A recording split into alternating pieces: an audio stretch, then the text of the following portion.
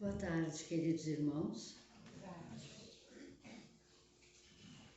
Mais uma vez, neste primeiro momento, a gente convida a todos para que juntos fechemos nossos olhos suavemente e comecemos assim,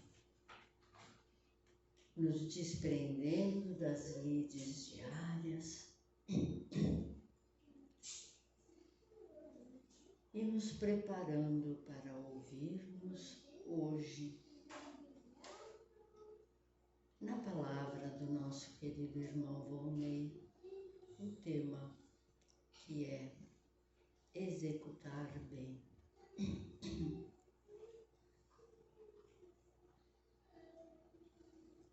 Mestre Jesus, equipes espirituais que sabemos aqui nos aguardam com tudo preparado.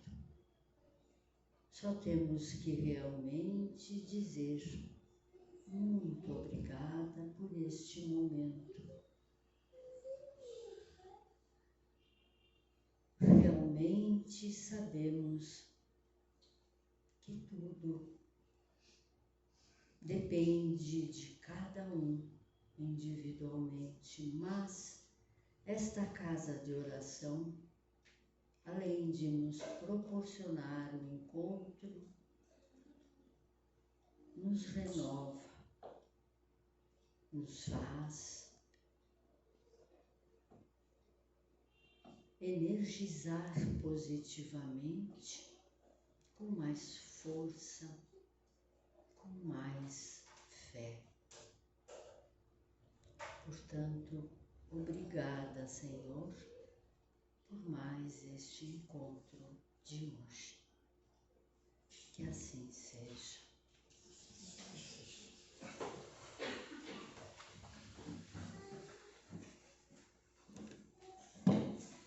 Então, uma boa tarde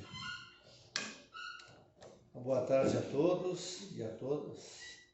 Que a paz de Deus e de Jesus, que é o nosso caminho, modelo e guia, esteja sempre presente conosco. Então, nesse encerrar desse belo dia da tarde de hoje, nós vamos usar um dos livros da coleção Fonte Viva, são 5 livros, para falar sobre executar bem. Né? Então diz o seguinte aqui no nosso livro: e ele lhes disse, não peçais mais do que vos está ordenado. João Batista, Lucas. A advertência de João Batista, a massa inquieta, é dos avisos mais preciosos do Evangelho. A ansiedade é inimiga do trabalho frutuoso. Muitas pessoas nos dias de hoje, passando pelo problema da depressão, por N motivos, e também sempre tem às vezes um pouquinho da ansiedade. A gente às vezes não entende que o tempo nosso não é o tempo de Deus. E a gente às vezes quer atropelar as coisas. E tudo tem um tempo, né? As próprias provações que a gente tem que passar aqui no planeta Terra, eles são ciclos. Um ex-trabalhador aqui da nossa casa, o Sr. Ramiro Rance, que muito a gente aprendeu com ele aqui, ele e algumas pessoas mais antigas da doutrina comentam que a cada 7 anos na vida da gente são ciclos que vão se completando, né? Então, vamos brincar um pouquinho dos 7 anos que é em casa, né? Diz que o problema não é nos 7 anos, é depois que passam os 7 anos, né? 7, 14, 21, existem esses ciclos que vão se... A gente pode observar, se a gente observar 7, 14, 21, 28, 35, a criança até os 7 anos ela é mais espírito do que físico, dentro da própria pedagogia, da psicologia. E na doutrina espírita a gente estuda que a formação do caráter é até os 7 anos, para a gente moldar o espírito, né? A precipitação determina desordens e recapitulações consequentes. Toda atividade edificante reclama entendimento. A palavra do precursor não visa anular a iniciativa ou diminuir a responsabilidade, mas recomenda espírito de precisão e execução dos compromissos assumidos. O que são esses compromissos assumidos? São as nossas provas, tudo tem um planejamento. Quando a gente lê a pergunta 258 a 259 do Livro dos Espíritos, lá diz que todas as provas que a gente passa, somos nós mesmos que as escolhemos. Mas Deus é tão bom e tão justo com a gente, que tem uma das perguntas, se eu não me engano é a 264 ou a 263, que ela diz que o gênero e a maneira com que a gente vai passar algumas provas, Deus assim dá a oportunidade da gente não... A 264, Deus dá a oportunidade, né, da gente ir atenuando os nossos problemas, né? Na pergunta 264 diz assim: o que dirige o espírito na escolha das provas que quer suportar? Olha só. Então, nenhum de nós a gente sofre por acaso, nenhum de nós. Ele escolhe as que podem ser para ele uma expiação, segundo a natureza de suas faltas, e o faça avançar mais rapidamente. Alguns se impõem uma vida de misérias e privações para tentar suportá-la com coragem. Eu coloco junto da coragem resignação. Não adianta estar passando a prova e todo dia reclamar dela, né? Outros querem se experimentar nas tentações da fortuna e do poder, bem mais perigosas pelo abuso e mau uso que delas se pode fazer e pelas más paixões que desenvolve, né? No livro do Bacelli, Carlos Bacelli, que trabalhou com o Chico, A Lei da Reencarnação, lá narra um espírito que vai reencarnar depois de 300 anos. E ele vem como filho dos avós agora. Ele vem como filho dos avós. O outro, que nasceu numa família rica e nunca trabalhou, ele pede mais um tempo, porque ele tem medo de fracassar de novo. Olha só. Então, tudo que a gente está passando, ou a gente... As causas atuais das aflições, está lá no Evangelho, capítulo 5, as escolhas erradas que a gente faz na vida, as escolhas erradas que nós fizemos, causas atuais, ou as causas anteriores, as reencarnações anteriores, que a gente pode ter cometido muitos erros, e pela justiça divina a gente agora tem uma nova oportunidade de melhorar, seguindo os ensinamentos de Jesus, né? As realizações prematuras ocasionam grande desperdício de energia e atritos inúteis. Nos círculos evangélicos da atualidade, o conselho de João Batista deve ser especialmente lembrado. Quantos pedem novas mensagens espirituais sem haver atendido às sagradas recomendações das mensagens velhas? Quantos aprendizes aflitos por transmitir a verdade ao povo sem haver cumprido ainda a menor parcela de responsabilidade para com o lar que formam no mundo? Exigem revelações, emoções e novidades, esquecidas e que também existem deveres inalienáveis desafiando o Espírito Eterno. Que deveres são esses? A caridade, a fé, a esperança, o amor a Deus, o amor ao próximo, né? A gente não reclamar tanto da família que a gente vive atualmente, né? A gente agradecer por essa família. Está se reencontrando ali os desafetos de vidas passadas. Principalmente marido e mulher. Eu sempre lembro do romance da Zíbia, Os Laços Eternos. Na vida anterior, amantes que destroem duas famílias. Na vida atual, ele vem como filho dela. E todo mundo abandona ela porque ela tem lepra. E ele que cuida ela até ela morrer. Então, os erros que a gente comete no passado, está lá naquela família abençoada de agora. E não tem uma família que não tenha problema.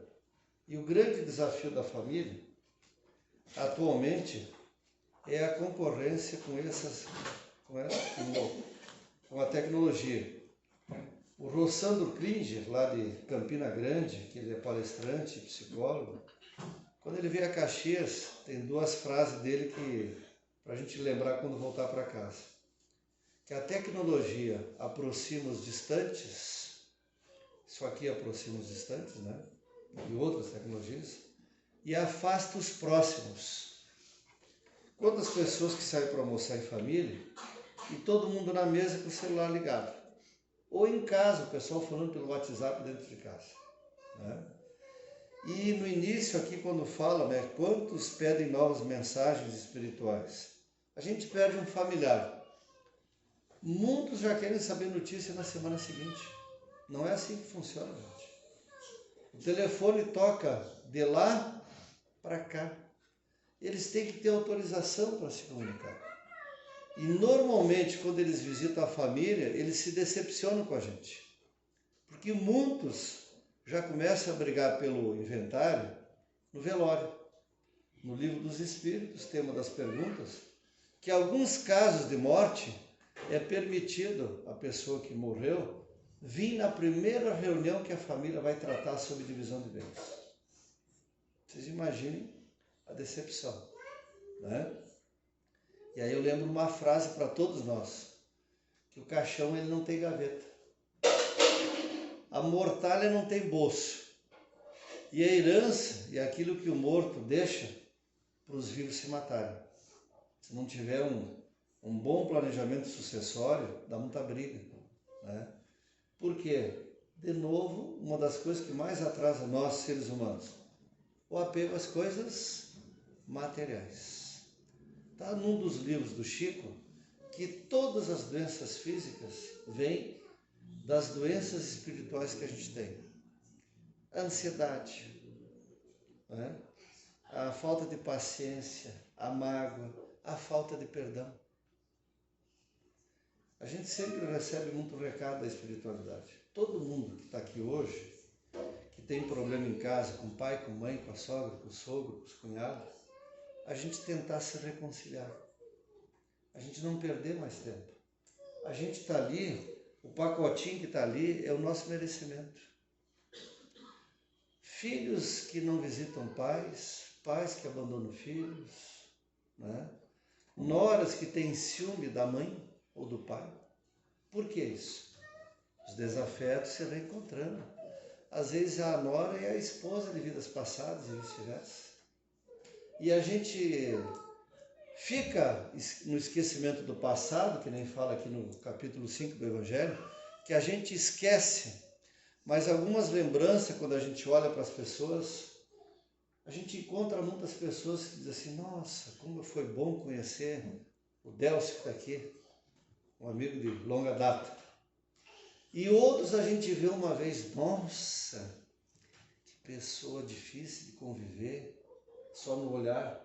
E os desafetos se reencontrando de novo para se reconciliar. Pela lei do amor, pelo perdão, pela caridade, a gente se reconciliar.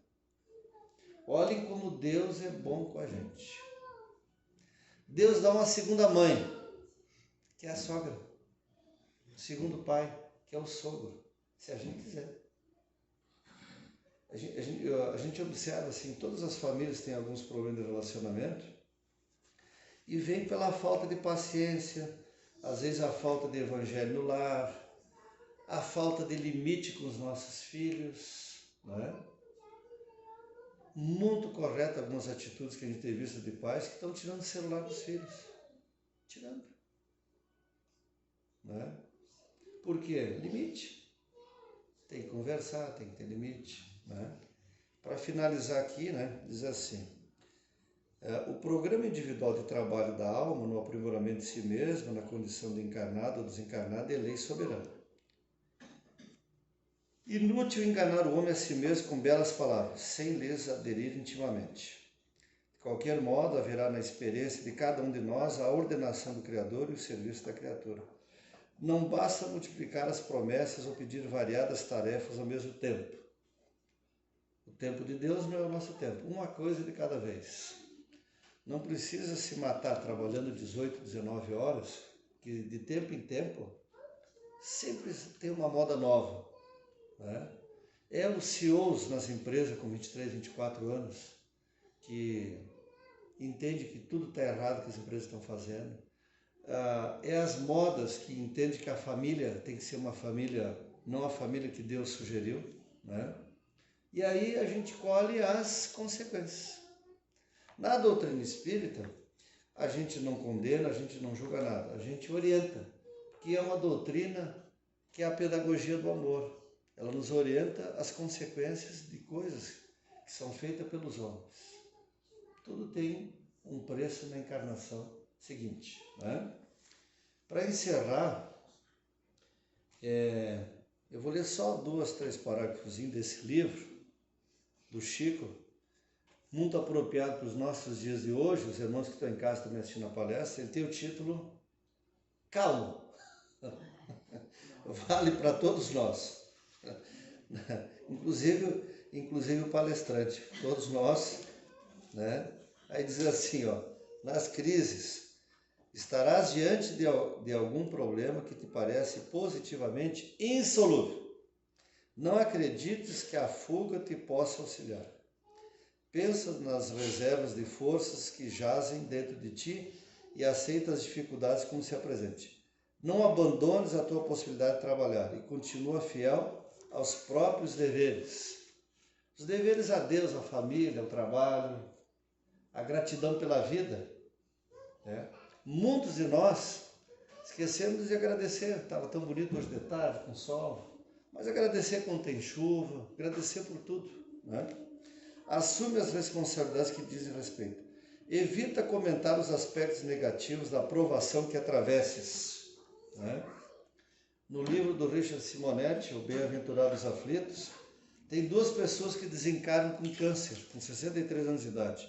E eles conversando na fila, antes de entrar para o céu, né, esperando lá que São Pedro abençoe eles, né? E aí os 2 têm o mesmo prontuário, 63 anos, deixaram a esposa. O homem sempre fica muito preocupado, que normalmente a gente vai antes, né, daí a esposa fica, né? E os 2 conversando lá na fila, vai indo, né? O primeiro entra para o reino do céu. Quando chega o segundo, daí ele diz assim, São Pedro diz assim, não, tu vai ter que voltar. Mas como? Diz que bem-aventurados aqueles que sofrem, que agora são atendidos. Eu tive o mesmo prontuário que ele, o mesmo, tudo igual. Câncer, morri. E ele foi para o céu, por que comigo não? Só tem um detalhe. Ele sofria sem nunca ter reclamado por aquilo que estava passando. Então, quando a gente estiver passando um problema, e todos nós passamos por problemas e provas e dificuldades, a gente tem que tentar agradecer, porque sempre poderia ser pior. Sempre poderia ser pior. Eu brinquei antes, que normalmente a gente vai antes, né? Vocês já viram as excursões da terceira idade? Quantos homens tem nas excursões da terceira idade?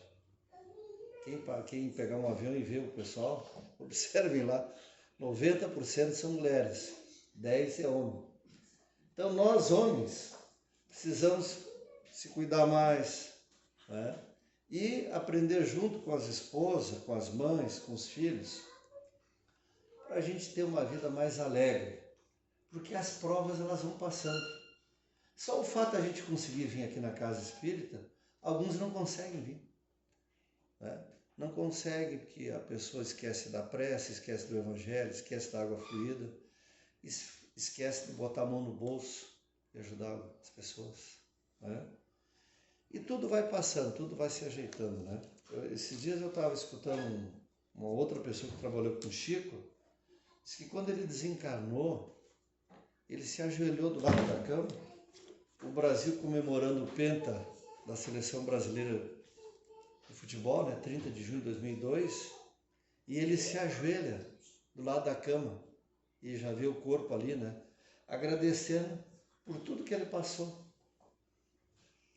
E aí essa pessoa que trabalha com ele diz assim que foi revelado por alguns espíritos de luz que quem vem buscar ele nesse momento é Jesus. Tamanha é a evolução, ele só fez o bem, né? Então, para encerrar, Nós vamos também lembrar que 29 de agosto teve um grande brasileiro que cuida do Brasil, para a gente colocar ele nas nossas orações, que é a data de nascimento do Dr. Adolfo Bezerra de Menezes. Agora, 29 de agosto, é a data de nascimento dele, né? É um espírito que protege muito o Brasil. Eu agradeço a atenção de todos. Vamos chamar os nossos irmãos médiuns para a gente fazer o passe coletivo. E vamos voltar para casa mais alegres, mais esperançosos, agradecendo a Jesus, que é o caminho, o modelo e guia, agradecendo essa família maravilhosa que a gente tem, abençoada a família que tem paciência conosco, abençoada a família que nos ajuda, que nos acalma, que nos dá o convívio para que possamos, Pai, seguir os teus ensinamentos. Te agradecemos pela Sociedade Espírita Jesus de Nazaré, que acolhe a todos nós. Te agradecemos, Pai, por nos permitir que a doutrina espírita esclareça que estamos aqui para evoluir. Te agradecemos porque ela nos consola, nos dizendo que teremos várias reencarnações, mas ao mesmo tempo ela nos alerta e nos orienta para não perdermos mais tempo. Pai, perdoa as nossas faltas, a nossa falta de fé, a nossa falta de esperança. Te agradecemos por tudo e pedimos, Pai, que olhe pelo Brasil, olhe pelo planeta Terra, que Deus abençoe essa grande nação, que Deus abençoe o nosso planeta Terra, para que possamos seguir mais a prática do bem, a humildade, a simplicidade e termos cada dia a alegria de viver. Muito obrigado, Pai, e que assim seja.